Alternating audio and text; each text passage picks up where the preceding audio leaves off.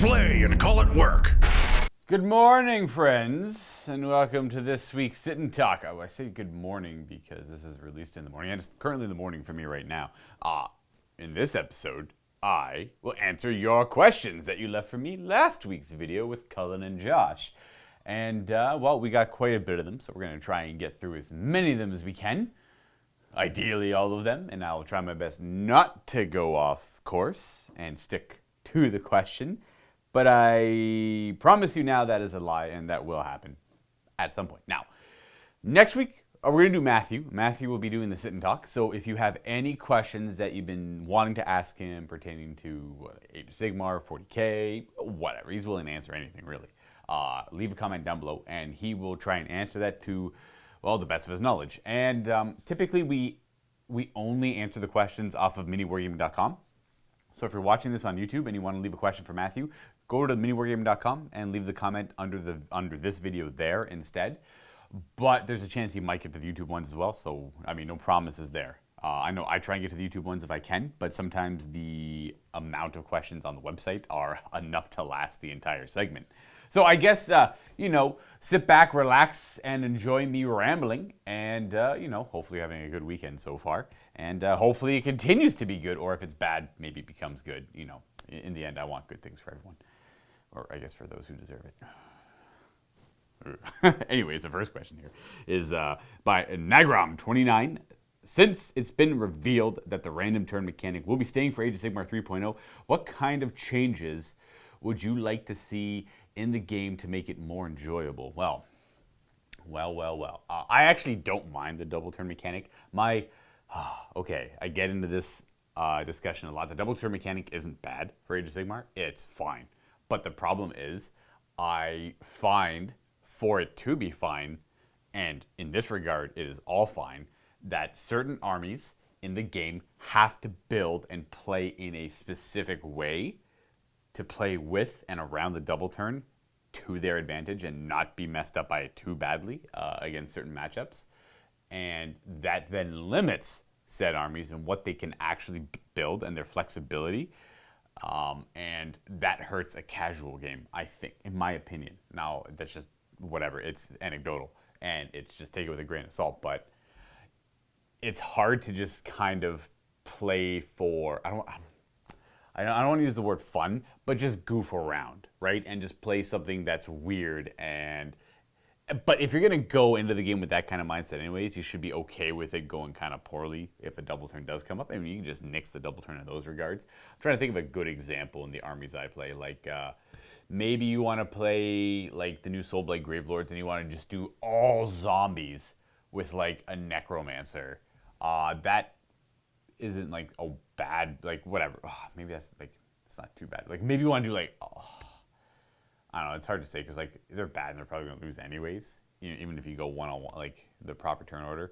But what I'm saying is, if you want to play competitively, there's only a few builds. Sorry, the double turn works well for competitive games because there's only a few or a handful of builds for every army that can play towards the double turn. And if you're not going to be building that optimized list that has, like, the perfect amount of screening units and, like, the cheap, efficient guys that will counteract potential double turns that you can maybe gift your opponent so that you can get a more optimal one later in the game, then, you're kind of doing a samey build all the time. And that's fine. Sometimes people have one collection, right? They have one, like, 2,000 point army that has these units in it and they play the same thing every time, and that is fine. But just to mess around and do whatever you want to do, the double turn mechanic can be pretty hurtful. But you can just get rid of it in those regards too if you don't want it. I think it's fine all around. I expect them... I would be disappointed if every one of the match play scenarios didn't have mechanics that interacted with the double turn, because those are my most favorite. Whereas, if you're going second in the battle round, pick an objective, remove it from the battlefield, or score more points if you do this, or blah blah blah, that and that. So, like, they're, like, going down the right path when it comes to the scenarios.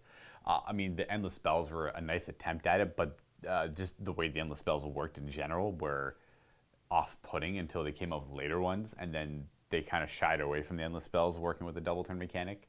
And the army personal ones, like the Bone Reapers, for example, only they controlled their boundland, like their endless spells, because they're I can't remember the rule for it, but they're concentrating their magic on it and only they control them, or like the judgments of Khorne or the invocations for the Fire Slayers, and like you only that player who summoned them controls them because you pay the points for it. And you know, it's there's nothing worse than paying like 60 points for an endless spell. Like maybe are the Geminids 60 or 80? Well, anyways, you buy the Geminids, you throw them out, and then maybe you're not super experienced with using them. Like that's a great endless spell that you use to win the game. When it's neck and neck and you're about to make a push for the win, summon the Geminids. You don't just willy-nilly summon them because they just backfire on you, right? Or like maybe if you're in a good position to just willy-nilly summon them, and then you can kind of mitigate as far as they go if you don't get the double turn, and that's kind of safe as well. But like the Geminids are an example of like one of them, the wall, the palisade. There are some good endless spells, but anyways, the double turn mechanic, I expect it to be. I'd like this. Like there are very few examples in some of the newer Battletomes that have been coming out that interact well with it if you read the wording carefully. But I would like to see mostly focus on the scenarios for how the double turn mechanic comes up, because like without a doubt we're gonna be playing like in house here. Like it's like me and Josh typically don't mind. We'll play with a double turn, and then like Matthew and Steve aren't the biggest fans of it, so they like to shy away from it, and that's fine as long as both people agree. You don't need to use it, right? It saves some games, it hurts some games, it makes some games interesting, and it's just kind of all over. By nature, it's very unpredictable, and you have to understand we're not trying to make very competitive games for Age of Sigmar. We're trying to make like showmanship games. We're trying to show off something cool or like a big army or something you don't typically see. And if you know a double turn mechanic comes up and then it's not really conducive to the plan of what we're trying to do here, so we kind of nix it in a lot of cases because it just sometimes doesn't like make for great content in a lot of regards. It's at least what we're trying to do here. Anyways, past that.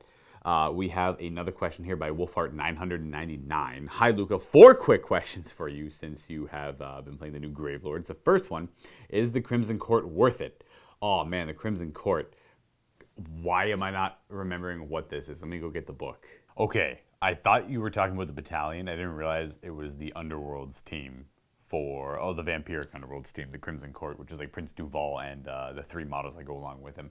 I think Prince Duval, albeit he doesn't have fly, not that that's super important, but he's a great looking model. It's 200 points for him and his 3 homies. So he has Fiendish Lure, which is an amazing spell, but it's only 6-inch range. And it's unique for a vampire to have a built-in spell. I guess he's named, so all the named ones typically do. 200 points for Prince Duval and the Crimson Court, but Fiendish Lure is a good spell. So you get the vampire, which is about 100, I got it in here, but it's about 140, 125 points. And then you get the 3 models to go along with him in his retinue. Like, is it competitively worth it? I actually don't know. I haven't done a theory on it, nor have I even played with it. But I could definitely see value in having it. It is a little steep at 200 points because you don't want the rest of it. You want Prince Duval. Him on his own, great. Great Vampire Lord to have. Works really well with the book, but you have to bring his buddies along with him, so you're paying the tax of that, which isn't ideal. But what I do think is that those 4 models are a great kit to have, just to use as other things in Soulblight Gravelords. They could all count as Vampire Lords for the most part. Maybe not the Enforcer guy, but you could still. I think Prince Duval's an amazing Vampire Lord model. I think the female vampire in there too, I can't remember her name, is a great Vampire Lord model as well. So in that regard, they're awesome. And you could try them out in games and probably get some value out of them. Again, I think Fiendish Lure is a great spell. Easy to cast, just short range is the issue. But typically your vampires are going to be at the front anyways, supporting the units nearby them. But yeah, I would say try it out for a few games, see if you like it or not. The retinue I'm not a huge fan of, but Prince Duval himself is great. What is my favorite dynasty? I think I like the Virkos dynasty the most because it uses a lot of zombies and death rattle. And they also have the best command trait, in my opinion. It's at least the most interactive one. You're just constantly using it all the time. That's kind of fun in and of itself. So I would typically go right for Virkos. But I mean, I could see value in the other ones as well. Zombie Dragon or Terrorgeist. I always like Terrorgeist more just because that weird spike on the Mortal Wounds, except I like it better in Flesh Eater Courts because they have mount traits that let them re-roll the hit rolls. So Zombie Dragons are a little more consistent on the damage, but in this book, Zombie Dragons are a little more consistent in damage. But the Terrorgeists have access to a lot more wounds, but it's very spiky and swingy based on what kind of army you're fighting too, because of the bravery attack they have. And I am looking to run Skeletons, Direwolves, Vargeist, as well as a Vengorian Lord. Which dynasty would be best to run this group with? Thanks, and keep up the great work. Well, I mean, the Virkos dynasty uses Direwolf Skeletons very well. The Vargeists are battle line for Legion of the Night, I believe. But they are vampiric. So, I mean, they can work well with Legion of Night as well as I... not Legion of Night, sorry. Legion of Blood is what I'm thinking of. Vargeists, are they vampires? Yeah, because, like... And, I mean, I think Virkos is your best bet because they also want things with the vampire keyword. Yeah. Oh, it's only vampire heroes, though. So they don't really care too much about it, but the Legion of Blood likes having vampires nearby. So I don't know. It's my knee jerk is Virkos because I think it's typically the best one. You got a Vangorian Lord, which is kind of cool. A little pricey, but can be a pretty good use. I mean, typically they fit well in the Evangori. Evangori. I'm not too sure of the pronunciation on that one, but I'd say try Virkos and Evangori between the two of them. You'll probably have more fun with Virkos though, typically, just because the command trade's great and the there's a lot more interactions with the units you're bringing. And that's that. I guess they were pretty quick. Smiling Kira, hello. Hello, Luka, Mr. the Dice. Hope you're having a wonderful day. Well, it's pretty early. I mean, it will be a good day. I have a few questions. Which Dawn of War do you prefer, 1 or 2? I prefer 1. Just because it's got Necrons and a lot more units in it. It's got the Crusade. The Dark Crusade was awesome. And I also prefer the bigger scale, like RTS of it. That 2 was fine, but I just preferred 1. In your opinion, why did Dawn of War 3 fail? I didn't even play it. I had no interest in the factions that were really in it. So I didn't even. I was gonna wait until Necrons came out or more of the Xenos came out, and then it just kind of flopped. And I'm like, I was actually pretty disappointed. I have no idea why it failed at all. I didn't look into it at all. Didn't do any research into it at all. I just know it kind of flopped, which sucked. Personally, how do you want the series to move forward? Should the development team make Dawn of War 4 or remaster Dawn of War 1 and 2 with better graphics and quality of life updates? Or should they remake Dawn of War 1 or 2 with 9th edition rosters? Well, I would love to see a remake of a Dawn of War 1 style game because I always thought that was kind of quick fun and it was just kind of goofy. Like back then it was like really, really, really good. I don't know how well it's aged. I go back and play like a Dark Crusade, like a little campaign every now and then, not to completion, just to kind of get that need out of me. And I don't know. I guess I wouldn't mind to see a remake of Dawn of War 1 if it was like mechanically the same, just graphically improved. And then sure, they could have an improved roster as well. That'd be fine, I suppose. Like back then, it was like the older school Necrons, which was kind of cool because it was like, no, I don't even think like, because it was the old Wraiths and the old Spiders with the hands and like the old Wraiths where it's just like a Necron warrior with a snake tail. It was kind of cool. It's going way back for Necrons. I don't know. I'd like to see Dawn of War 1 remade. Dawn of War 2 was kind of cool too. I played that a few times, but not as much as Dawn of War 1. Scoutin' P, Luka Mon, I choose you. 3 questions. First, who's your favorite Pokemon? Oh, I don't think I've ever had a favorite one. Who do I get the most things? I always thought Raichu was kind of cool, but I mean, so was like Machamp. I don't know. I'm kind of like all over the place with them. I thought like Geodude always thought looked really goofy, and I kind of liked him too. I don't know. They're kind of all over the place on that one. I have no real preference on that. Mewtwo is always really cool too, but I mean, like, who does like Mewtwo, right? Second, will you be getting a cat at your new place? No, probably no cat, because my roommate isn't very, well, I've been there for like half a year already now, but roommate had a bunch of pets before and doesn't want the responsibility of it anymore, and I get that too. He's also allergic to cats. Plus, it's like a lot more work to clean it up and get cat hair everywhere. I do miss having a cat, but I also understand that it's nice to not have the responsibility of it all.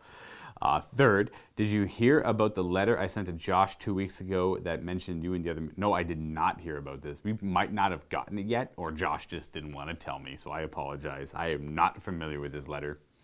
Demon Wings 74. Hey, Luka, my fellow Death Lord, with Age of Sigmar 3rd clearly incoming. What is one change you are hoping for? I always want, except I would never get in the game. I want like more minutia and like random unpredictable stuff, like not the double turn mechanic. Like I don't mind the double turn mechanic.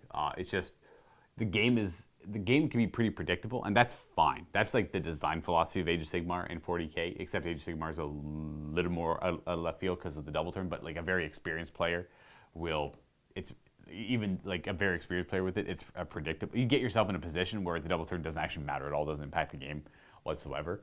So it's actually weird the double turn mechanic, because like if it's two incredibly experienced players, there's a lot of cases where the double turn mechanic might not even influence the game at all, but so it's like not even needed. Whereas like inexperienced players, it's just like a crazy wild roller coaster of emotions when playing Age of Sigmar with the double turn mechanic. Now, what I would like to see is I miss all the old rules of fantasy, right? I always love fantasy. I prefer fantasy. It's, I think, a great game, outstanding rule set, and as long as you can manipulate any game, right? Like whatever, as long as you're not doing that in the old fantasy rule set, then it's fine, right?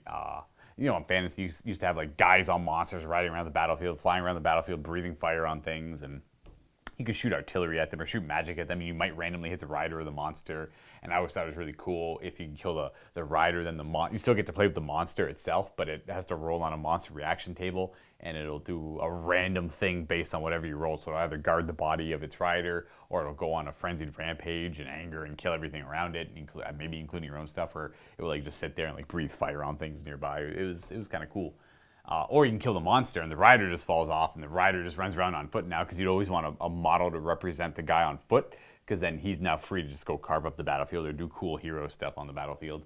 Like that was one of my favorite things about Warhammer Fantasy. And there's challenges, which are fun, and the big rank on rank fighting, the flanking, the breaking. I want old morale to come back too. I don't like this kind of and I hate Inspiring Presence. I hate it so much. But like it's so bad, because I miss old morale rules where it's like they made or break. They made or broke the game, make or break. Yeah, every game was decided on the back of the morale of your troops. You could have a giant like 800-point unit of guys and have one bad morale check and they're all gone. And like that's just what it is, and that's fine. That's how it should be. I love that. I don't like all these guarantees so much in my games, but that's why the specialty games exist, because you can then I don't mind that Age of Sigmar and 40k are very predictable and consistent. Like you might not think they're consistent because it's a dice game, but these are probably the most consistent dice games ever. Like you can make a plan, and if that plan goes wrong, it probably went like 10% or 20% wrong. Like it could go astronomically wrong and you could lose the game right away, but the chances of that happening are like 1 in a million games. Just because so many dice are thrown, there's so many rerolls, there's so many like oops buttons if you build your stuff properly that you can just fall back on that.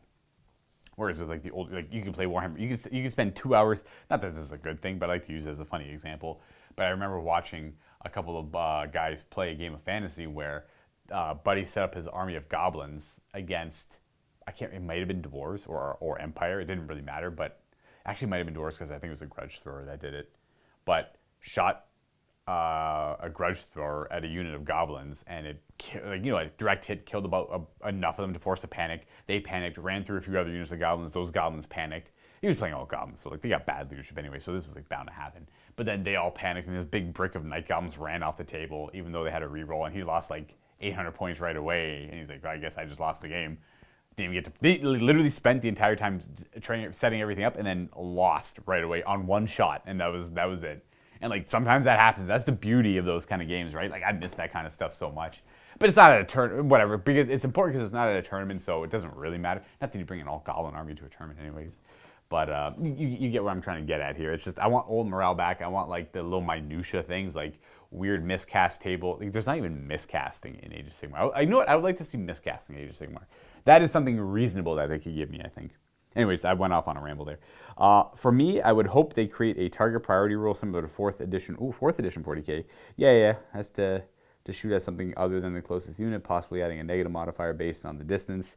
I mean, I would actually, this is a good idea. I'd always like to see, I always want to see this in any game, ever. Any game with shooting, you should always have to shoot the nearest target because they pose the most immediate threat. But based on your leadership characteristic, you could know through training that they're not actually a threat, and you, as the commander, are giving them the order.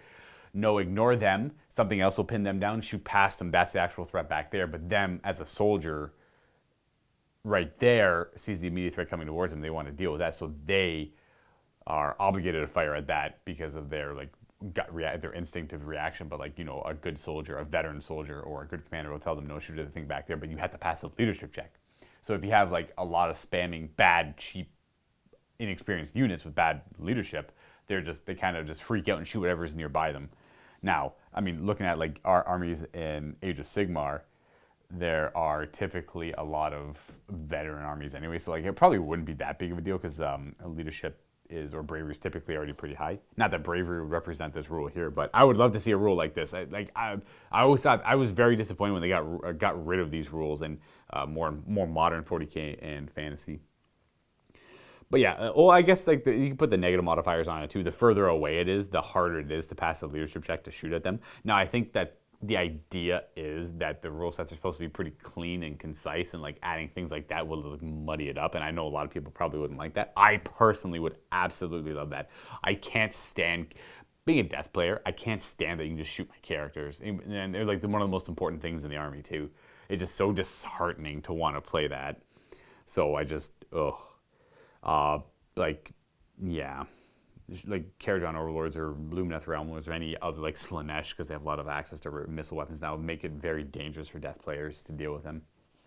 I think that's a good rule though. I actually forgot about that because it's typically like that in the old specialty games, and I'm not unfamiliar with that in the bigger games, but I had forgotten that was the thing.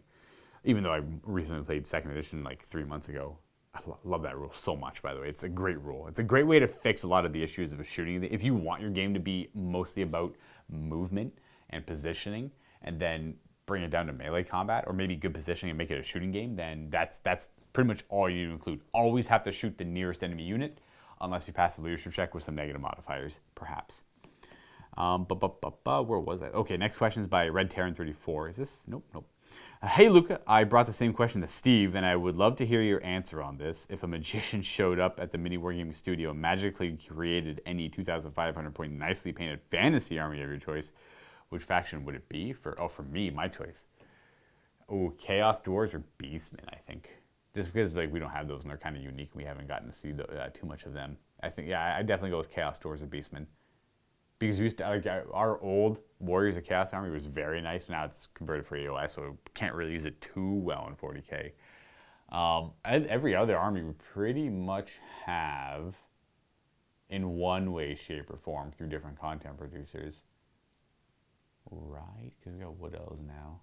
Don't have Dark Elves anymore, so I wouldn't mind Dark Elves again, but yeah, Dark Elves, Chaos Dwarves, or can't remember what the other one I said was now. Beastmen, right, yeah. Goofy army. Pelennor, Luka, your choice in AOS Death or Chaos? Your choice on dessert. Cream or ice cream. Dessert cream. What's dessert cream? Cake, maybe? I like ice cream. I always say ice cream, without a doubt. So, like, even though whatever it's compared to, cheesecake is... it's a hard one too. Cheesecake or ice cream? Actually, probably cheesecake. Depends on my mood. It's one of the two. Between AOS, Death, or Chaos, typically Death. I much prefer Death. Chaos is cool, mind you. I don't mind. They have cool rules, but Death is where it's at. Next question is by Straight Jacket. Luka, you seem like the mega nerd of the bunch. Thank you. Is there any of the others who out-nerd you in any aspect? Much love from a fellow mega nerd. Now, nerd, I think, is subjective because everyone has their things in life that they love that make them a nerd, right? Steve loves painting, and Steve loves shows and movies, like loves them. He like you could like say an actor's name or like any movie, and he'd be like, oh, here's the 82 movies, here's his entire IMDb, or like, oh yeah, you're talking about a movie, can't quite remember that name. Oh yeah, that was that movie, came out in like 1987 or whatever. Like Steve, he's a movie nerd. Dave is a movie nerd, right? I love video games, World of Warcraft, Dungeons and Dragons, books, and all that stuff. So like maybe a more, I can't even think of that word now, like the traditional nerd, but everyone's a nerd in their own regard for certain things. Joss loves like Escape from Tarkov right now and loves guns and loves collecting them and loves knowing about them. So he's a nerd for that kind of stuff, right? Right? Everyone's a nerd for something. People can be nerds for makeup, or people can be nerds for like fashion and all that. They probably wouldn't use that word, but it's kind of the same idea. Who who out-nerd you in any aspect? I don't know. I mean, in a traditional sense, maybe Matthew, but maybe I would say it'd probably be me because like all the little pies I got my fingers in when it comes to like traditional nerdy stuff, sci-fi books, fantasy books. Like I love World of Warcraft. I record this now on Friday, the 3 days before the Burning Crusade Classic comes out. It's gonna be good. It's gonna be real good. You won't see me for a few videos, but I'll be back. I'll be back in the rotation. I'm taking some time off to play it because literally everyone else I know is. So I don't want to be left out. I don't want to be left behind. Next question is from Howzam3. Oh, also, can you guys bring back beard shaving if you lose games? That was awesome in the COVID times. Oh, geez, that was rough. That was like when everyone was working from home. I don't know. I mean, I could, but like I don't want to. Luka, do you prefer flats or drumsticks and wings? Dry rub or wet? I like dry rubs typically. I like just deep fried crispy wings. The flat, ooh. The drumsticks are good, are better from the right place, but flats are typically always good. You guys know what I mean? Like the right place will have like the big, ridiculous drumsticks if they're if they're getting a good batch of wings. But the flats are always consistently good, which is nice. So flats are the safer choice, but the right places it'll be drumsticks. And I like dry rubs typically, but like I don't have any problem with I prefer a good spicy wing. But it's actually kind of hard to find a good spicy wing. That's not just like not that I have anything against like vinegar-based hot sauces, but it's hard to find a place that's willing to actually make a good hot. Like there's a place in Brantford nearby. It's called Wingmaster. Outstanding, like great, and that place got some hot stuff. But like that's kind of far away from where I am at right now. So in Hamilton, there was a couple places, but then people didn't order their hottest wings too much because they were like too hot, and well, they dumbed down the recipe, and that was kind of like disappointing. So if I specifically ask for it, they'll try their best to not recreate it, but like because they don't have the ingredients for it anymore, but they'll mix sauces together to try and recreate the old one. It was like brutal hot. It was like so good. I don't know. Typically just dry rub though. Anyways, speed answer the next two questions because you were probably short on time. Oh, heck yeah, thank you. Keep up the great work. We were supposed to ask you had Red Dead Redemption is going and how much WoW you have missed because of it. Watching Josh playing World of Warcraft to Cullen was a good chuckle and how much different Classic is to modern WoW. Yeah. Okay. So my goal was to pick up, so they announced the Burning Crusade Classic and I pretty much didn't have too much to do because the weird aspect of World of Warcraft Classic is that, and a lot of people find this off-putting, but I kind of like it. I like nostalgia. The nostalgia of it's fun, but you're going into it with 100% knowledge of everything that's going to come out and all the gear that's going to be coming out and all the raid tiers. Literally nothing's going to be a surprise unless Blizzard wants to change it up, which I wouldn't care either way if they did that or not. But you're going into it with 100% knowledge, so like already pretty much everyone who is playing Classic now is 100% prepared for BC. Because I was going to change my rogue to go. I didn't want to go leatherworking, so I was going to go jewel crafting, and I was going to stay alchemy because I've always liked alchemy. I've always liked the idea of alchemy and all that fun stuff. Being a rogue, it always felt like thematically right. Anyways, I was going to drop herbalism and go jewel crafting. So like months ago, I already had a jewel crafting kit ready to go to get myself to max jewel craft to 300 jewel crafting before the Burning Crusade even launches. And so I got that ready to go. I'm gonna farm herbs for a little while before I do that, just something to do on my off time. But like you have 100%, like everyone's already prepared. So anyways, what I was trying to say was they announced it. And I'm like, okay, cool. Red Dead Redemption 2 is on sale. I've always wanted to play this, so I'm gonna buy it. I'm gonna beat it shortly before the Burning Crusade comes out, and that plan failed because it's a pretty long game. I guess I got a little too busy. I got to chapter 4 out of 6, I believe. And then the pre-patch for the Burning Crusade came out. Then I was like immediately busy trying to get my new spec, having fun with that, PvPing a lot, getting my honor up, trying to get honor capped before the Burning Crusade comes out so that by the time I hit 70, I can just buy all the PvP gear like right away and get the resilience. Because they're playing on the patch where cheat death is scaling off resilience and not just its super busted version like right away when the Burning Crusade came out. Yeah, I like all that stuff. So like I kind of dropped it. Like the plan was to drop it if I didn't beat it, or to try my best to beat it right away. I might go back to it, but it's gonna be a long time before I go back to it. So I'm on chapter 4, kind of messing around, and I'll call it Saint Denis because it just sounds funny. It's like Saint Denis, I believe the name of the town, and it's good fun. I've had literally a blast the whole time. My friends are having a great time watching me stream it. Not that I'm streaming it on Twitch or anything anywhere, just like in Discord with them, hanging out. But I'll go back to it. And yeah. And Josh playing World of Warcraft Cullen. Hello, Josh. Will you add Hungarians to Bolt Action? It would be amazing to see them. That's just a different question. JD Grimm. Hi, Luka. First off, thanks for the awesome job you do on the Battle Repsol. Thank you. Keep up the great work. As for my question, if you were building a Necron kill team from scratch today, what models would you have in it? Thanks. Man. Maybe like... I'm trying to think of like the points and like what kill team's that. Like I'd probably do like 1 or 2 Lich Guard and Immortals. And that's just like my knee jerk. That's kind of what I would think I would play. It would definitely be some Lich Guard. Without a doubt there'd be some Lich Guard. And that's all I could really say. Because they seem like they'd be pretty tough. I mean, if I recall how the reanimation protocol rules work in kill team, it's kind of a cool aspect. I would do Immortals and Lich Guard. Pretty sure I would just do that. I mean, it'd be kind of fun to do like a warrior spam as well, but I don't think that'd be very effective. Unless the Reapers are included in Kill Team now. Because at the time when Reapers didn't exist in Kill Team, so Reapers are actually probably pretty good in... Gauss Reapers are probably pretty good in Kill Team. My knee-jerk is Immortals and Lich Guard, but maybe warrior spam. Alright. Byzantine 1. Hey Luka, Gilliman and Mortarion are finally facing down in the last Dark Imperium book on May 29th. Who are you thinking will win? Probably Gilliman. I know you really like Death Guard, but out of everyone in the office, I can say you seem to enjoy Ultramarines as well. I do. I actually really like the Ultramarines. I thought they were written very well in the Horus Heresy. I don't actually read too much about them in 40k, but I thought they were written really well in Horus Heresy. Would love to get your opinion on their showdown, courage, and honor. Nice. I'm curious, when it comes to like... as far as I know, when it comes to the Warhammer 40k Space Marine compared to the Horus Heresy Space Marine, they're both weapons of war, but the Horus Heresy Space Marines had a lot more.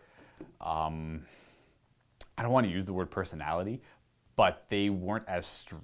Even though they're Astartes, their training was extremely strict. It wasn't like as strict as the 40k Space Marines training, where they're very almost indoctrinated. Even though the Horus Heresy ones were kind of indoctrinated too, but like you guys know what I'm trying to say. Like a 40k Space Marine is way more deadly than a Horus Heresy one because of like there's almost like I think in a lot of cases almost like no it's hard to it's not like it's by a huge margin, but I want to try and remember something I heard about one of the 40k ones. Like Gilliman had come back and he's interacting with his chapter, the Ultramarines, and it's weird because they're so like the Ultramarines were serious in the Horus Heresy as well, but like these Ultramarines are like there's like no room for jokes or whatever. Like Gilliman like says something that's slightly sarcastic, and the Ultramarine takes him like completely seriously, and then Gilliman's like, "Didn't they tell you I was funny back then or whatever?" I don't know. It was funny because like it was a whole different like Space Marine culture, I guess. I don't know back then. I would like to imagine the Ultramarines are going to take it just because, I mean, that's typically how it goes, and they are the Ultramarines, right? They're very good combatants. I don't know, it's tough to say. I'd like to see the Death Guard take the win, but that would shake up the galaxy quite a bit, realistically. Mr. Socks, good luck to Cullen. Big Mikey, Luka, how excited are you for the Magic the Gathering, Warhammer, Lord of the Rings, or Dungeons & Dragons crossovers? Well, I think it's pretty exciting. They're showing off a lot of the Dungeons & Dragons ones right now. I'm curious what the Warhammer ones are going to be. I think it is 40k related. I'm like moderately excited because I think the crossovers are kind of cool. The Lord of the Rings and the Warhammer mostly. The D&D ones right now are kind of cool because I'm pretty sure it was a couple days ago I seen the Drizzt Do'Urden one, and he had kind of cool rules. It's just neat. It's really neat that they're doing that and that they got the IPs and all that good stuff for it.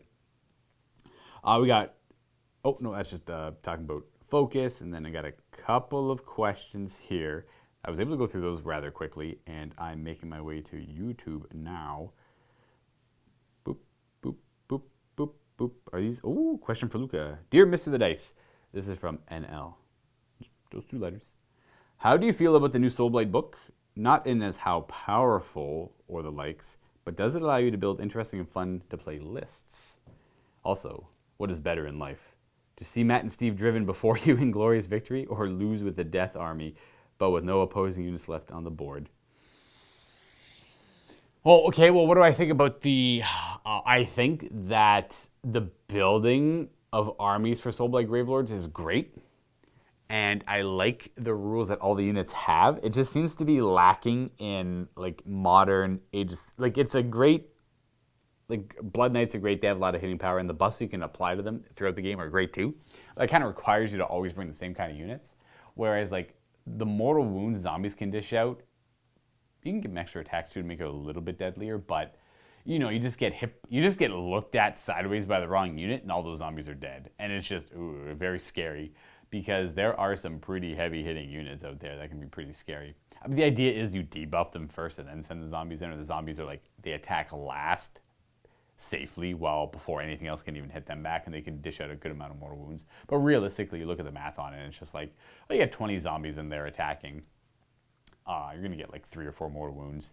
The rest of the attacks aren't really going to go through, maybe a couple damage here or there, and then maybe you give them extra attacks through various means, and then like one extra round of attacks that changes it to 3 or 4 mortal wounds, like 6 or 8 mortal wounds, and then you do another one on top of that, and then you're kind of committing a lot of command points to this now, and you're still only really getting like 12 to 16 mortal wounds. And like that sounds like a lot, but like for all the, I guess that's not bad actually, but that's a lot of resources committed to like zombies. But I mean, you can make it work. You can make it work, and it's just I think Graveguard are great too. I think I've had a lot of fun building lists for Soulblight Gravelords, but I almost also feel that even though I've only played 3 games and I have more to play and I have more lists to show off too. For myself personally, I feel like I've found what I want to play them as, how I want to play them as, and anything else I do other than that is just simply to show it off to anyone who's interested in watching it. Not that I'm necessarily heavily invested in it, but it just kind of shows that there's not a whole lot to it, I guess. I don't know. I like it. It's lacking a couple of aspects that I wanted to see in it, mostly like an elite vampire infantry, but we kind of have that in the Graveguard. But I wanted something small, like a 10-man unit on 32mm bases that were like 3 wounds each, whatever, and stuff like that. But I'm pretty happy with the blood. I would essentially Blood Knights on foot, but I mean that's not going to break the book for me. I was just kind of hoping to see something like that. And I also, I will say I'm disappointed with the vampires because I wanted them to be about 200 to 300 points each, but like you're only really going to bring 1 realistically. But then the book went in the other direction where you have a lot more focus on a lot of vampires, and you get auras based on that. I would have liked to see just 1 vampire be about 300 points, just like, and it'd be like something crazy too, like a 6-wound model with like a 3-up save or something. But he would have so many rules that would make it. Well, look at what's her name? I have it right here. Lady Anika, I believe her name is. Like whenever she causes 1 wound, she heals back to full. Like that's a great. I'd like to see that like on all the vampires, on the hunger in general. That'd be very powerful on the big ones, obviously, but I'd like to see heal to full. And like they always fight first no matter what. They have like 6 attacks that every time you cause a wound you get more attacks, and they're like 2 damage each or something. Like I wanted to see like vampires be blenders, but they are not even remotely close to that, and that is okay. I'm happy they gave them a 3-up save, and I'm happy they have fly. They always had fly before, but that was like specifically the winged one. You could with the membranous wing, the horrific mutation, the vampiric mutation. I can't remember what it was called, but you get the one on the mount too. Wouldn't have fly, but you could give a fly, and then you had the ones on foot, which never had fly. But or you just have a vampire lord on a zombie dragon, which is still a great choice. That guy still hits like a truck. But I just want like a regular vampire to hit like a truck. Like the vampire lord on zombie dragon, I want him to have like some crazy rules too. But where instead of like healing to full, he would just heal 6 wounds if he kills models, which sounds like a lot, but whatever. But I also want that model to cost like 500 points, right? Something like 500 to 600 points, because like the zombie dragon itself is like 300-ish, and then you put the 300-point character on top of it, and then you have like a 600-point model. I would absolutely love to see that. That's just me personally. So I know a lot of people don't want to pay 600 points for like a basic character to lead your army. I always loved that though. I want my army. I want my basic troops to be so crap that they just don't do anything but tar pit. Maybe the Graveguard could hit kind of hard, but that's like a big point investment. And I want my vampire to do all the heavy lifting. Love it. Love the idea of one like heroic figure on the battlefield just doing everything, and like your opponents fear it and respect it. That's what a vampire sounds like to me. Okay. What is better in life, to see Matt and Steve driven before you in glorious victory, or lose with a death army but no opposing units left on the battlefield? To see Matt and Steve, and I'll throw Josh in that one too, driven before me in glorious victory. That is what's best in. That's what's best in life.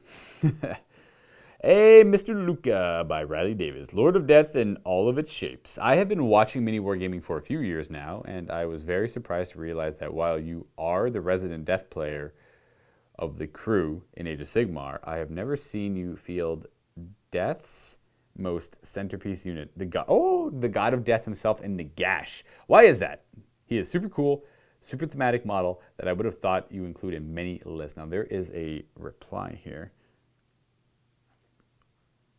Okay, no, just talk about how, like, another one saying, yeah, Nagash is cool. I really feel like I have played him a lot. Let's just say when Legion of Nagash first came out, he was so freaking oppressive that he was like, he had nowhere, like at mini wargaming, he didn't belong at the table at all. Maybe if it was like upon request, he was like unstoppable. So I would, back when the Legion of Nagash first came out, before second edition came out, and then shortly after it came out when it was even more busted, I played him quite a bit, mostly as like a meme or a joke, because I'm like, guys, I could just automatically win this game with him. If I played him properly and didn't mess around with him, this game's automatically over. I win. There's like literally nothing they can do about it. And that's not fun, right? The other armies didn't have access to any answers against Nagash back then. He was very oppressive. And he's the god of death. Of course he would be, right? You would think so. You'd hope so. So it came like, I would often do games where it'd be like, okay, here's Nagash. He's going to be at the front every time, fighting every turn until he died. And that was kind of fun to do, trying to like sustain him through death magics and stuff. That was kind of hard to do. You typically don't want him at the front all the time. You want him at the front when it makes sense. So I played with him a lot until the point where it kind of got old.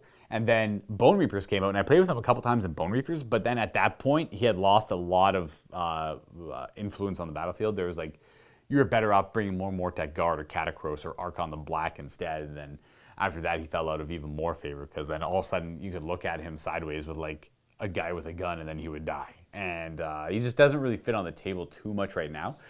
He's also like almost 1,000 points, so he takes up half my army. Like, I wouldn't mind like throwing him on the table with like armies of skeletons and zombies. I'm probably going to do that, but I did play a lot with him, maybe before you were watching though. So that's kind of like where that may have happened. That's why you haven't seen him too much, because he was very powerful before, and he was like not fun to play against. So I didn't really play with him too much. Thomas Saxon, Luka, are we likely to see Outward Realms again? And how did you find it? I thought it was actually very unique. It was a very consistent dice game, but I thought it was unique in its activations, because things could activate multiple times, and that really threw things off. But Steve and I were able to. I feel like we were able to pick it up quite well, and maybe it's just that we knew each other very well and like how we like to play, that I was able to predict what he was going to do, and he was able to predict what I was going to do. So it was a lot of like counterplaying towards that, and that was kind of nice. That was fun. That was very chess-like, and I always appreciate anything like that. Will we see it again? Maybe, if we have the time, or if it comes up. It was an excellent game though. So if you're curious and you're not too sure if you're watching, you're not too sure what Outward Realms are, it's a game currently up for Kickstarter that we did some promotional videos for. You can check them out in the previous week's content. If you go to miniwargaming.com, you'll see it's Outward Realms, and then Steve and I did 3 linked narrative games that told a story about a conflict on a planet between the Realm and the Batra, which are 2 factions in the game. I like everyone at Mini Wargaming. Well, thank you, Yo Bashang. I like you too. And is that possibly it? Yes. I was actually able to get them all on time. In fact, I'm actually thinking I'm under time. I think I answered them too quickly there. I was like too focused on like, get through these, I get this. Because I typically like spending a lot of time on this. But I do have a couple other things I got to do too, so I didn't want to make Josh wait. Josh is waiting on me, so I don't want him to wait all morning for me while I did this, so I'm sure you guys appreciate that. But yeah, a lot of questions about Age of Sigmar, a lot of questions about the Soulblight Gravelords. Like, you know what the ironic thing is? I've been waiting for this book so long that before this book came out, I really wanted to focus on 40K and play that whenever it became an opportunity. And Josh does all the scheduling, so he made that happen. And now I just had so much 40K, and then the Soulblight Gravelords came out, and then the timing didn't work out, and I wasn't able to play too many games with them. I was able to do like the intro for them and like a couple of like practice games afterwards, or just show off a few of the things. But I haven't really been able to go deep into it yet. Like I haven't been able to like bring out Nagash or like try out like Nephrod or Manfred, like a bunch of different builds, or like maybe try like Vampire Lord builds, or like the Castellite Keep guys. And it's just, I haven't gotten that chance, and I'm really craving to do it. And like the Burning Crusade's coming in next week, so I'm gonna be focusing on that. But like after that, then there will be lots of Soulblight Gravelord content coming at you guys. So if you're feeling like you need more of it, just a little bit longer, and we'll get there. I'm going to be playing quite a bit. I'll be playing these guys exclusively in Age of Sigmar for probably the next, well, I don't know, maybe until third comes out. I might mess around and play like a little bit of Bone Reapers if I'm feeling them, but I think I'll shy away from all the other death stuff and like hard focus on Soulblight Gravelords for the foreseeable future, because they are quite, not necessarily that they're the best, but I have a blast playing them, and I think that's ultimately all that matters. So thanks for tuning into the Sit and Talk. Remember, next week's going to be Matthew, so if you have any questions for him right now, leave them down below. Preferably on the Mini Wargaming website, that's where he'll see them. Otherwise, he'll try and get to the YouTube ones if you insist on leaving them there. Anyways, guys, thanks for tuning in, and we'll see you next month for more Sit and Talk action, and well, happy wargaming. Hopefully you enjoyed this.